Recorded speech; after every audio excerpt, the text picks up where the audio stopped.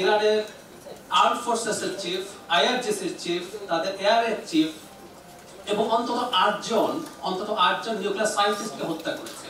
এবং নিউক্লিয়ার সায়েন্টিস্টকে হত্যা করার ঘটনা নতুন না, বছরের পর বছর ইরান এই কাজটা করতে পেরেছে। ইরানের উদাহরণটা আনলাম এই কারণে, আসলে আমার একটা নিজস্ব টেক আছে অ্যাবাউট দ্যাট। ইরানের সোসাইটি কিন্তু খুব ডিভাইডেড সোসাইটি।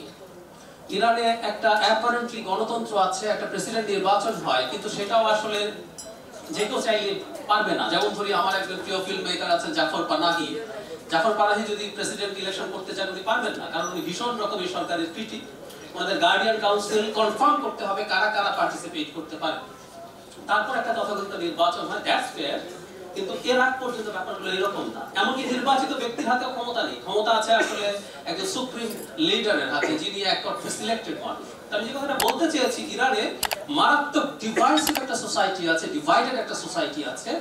মোসাদ সেই কারণেই আসলে এতটা সফল হতে পারে। ট্র্যাডিশনালি কন্টিনিউয়াসলি তারা হতে পেরেছে। এবং ইরানের অ্যাকিলিস হিল আমি মনে করি তার এই অভ্যন্তরীণ যে ঐক্য সেটা খুবই দুর্বল। আদারওয়াইজ মোসাদ যতই শক্তিশালী হোক না কেন, আমি বিশ্বাস করি না তারা এত সফল হতে পারত। সো সম্প্রতি যুদ্ধটা আমাদেরকে সম্ভবত এই জিনিসটা ইন্ডিকেট করে জাতীয় ঐক্য কতটা জরুরি। এবং আমি মনে করি একটা ভালো ডেমোক্রেটিক সোসাইটি ছাড়া এটা হয় না। কেন ডেমোক্রেটিক সোসাইটি ছাড়া হয় না?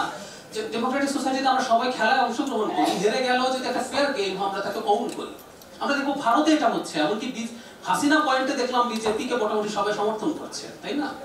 তার মানে তারা বিজেপিকে ওন করে, সে মনে করে সে তাদের লেজিটিমেট গভর্নমেন্ট। সো আমাদের ডেমোক্রেটিক একটা ট্রানজিশন লাগবে জাতীয় ঐক্যের জন্য।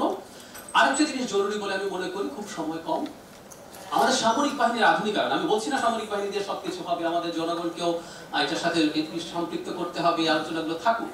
কিন্তু আমি বিশেষ করে আমরা যদি এই সাম্প্রতিক সময় আমাদের ইন্দো প্যাসিফিক স্ট্র্যাটেজি নিয়ে বা এই অঞ্চলে চায়না কন্টেইনমেন্টের যেসব ঘটনা ঘটছে, আমাদের খুবই বেশ পাওয়ারফুল একটা মিলিটারি লাগবে এবং এটাতেও জাতীয় ঐক্য লাগবে। আমি ছোটবেলা থেকে একটা কথা শুনতে শুনতে বড় হয়েছি, সেনাবাহিনীর পেছনে খরচ করে লাভ কি, মানে আমরা ওই খরচ তো অন্য জায়গায় করতে পারি, ইত্যাদি ইত্যাদি।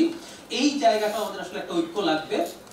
আমি ব্যক্তিগত আগ্রহে মোটামুটি বোঝার চেষ্টা করেছি আমাদের সামরিক বাহিনী কি আছে না আছে। এখানে আমাদের রিটায়ার্ড অনেক হায়ার অফিসিয়ালস আছেন। আমরা খুবই দুর্বল একটা সামরিক বাহিনী নিয়ে আছি। এটা স্ট্রেংথেনিং এর জন্য আমাদের জাতীয় ঐক্য লাগবে। Thank you.